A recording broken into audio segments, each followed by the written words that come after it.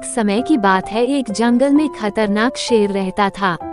एक बार जंगल में शेर ने शिकार करने का बहुत प्रयास किया, किंतु उसे सफलता नहीं मिली। शिकार की तलाश में शेर को शाम हो गई, ठंडी का मौसम था। शेर ने सोचा कहीं किसी पास की गुफा में आराम किया जाए।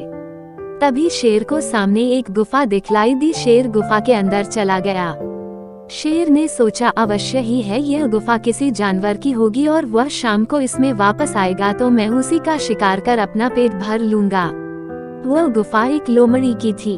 शाम होते ही लोमड़ी अपनी गुफा में वापस लौटी। तभी उसे गुफा के सामने शेर के पंजों के निशान दिखलाई दिए।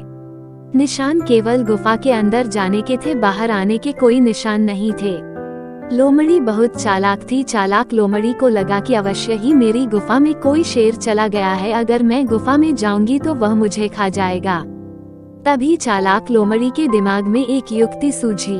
वह गुफा से दूर खड़ी होकर जोर जोर से बोलने लगी, ओ मेरी प्यारी गुफा, तू मुझसे रोज बात करती है, किंतु आज तू मुझसे बात क्यों नहीं कर रही है।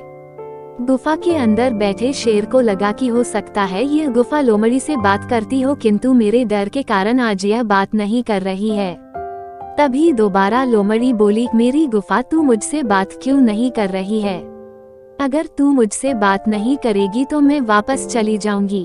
लोमड़ी की इस प्रकार की बात सुनकर शेर को लगा कि अगर गुफा नहीं बोली तो लोमड़ी वापस चली जाएगी, इसलिए शेर आवाज बदलकर बोला, अरे मेरी प्यारी सहेली, मैं कब से तुम्हारा ही इंतजार कर रही हूँ, तुम अंदर क्यों नहीं आ रही हो। आवाज सुनते ही लोमड़ी समझ गई कि गुफा के अंदर अवश्य ही कोई शेर है और बिना एक पल की देरी किए लोमड़ी वहां से भाग गई।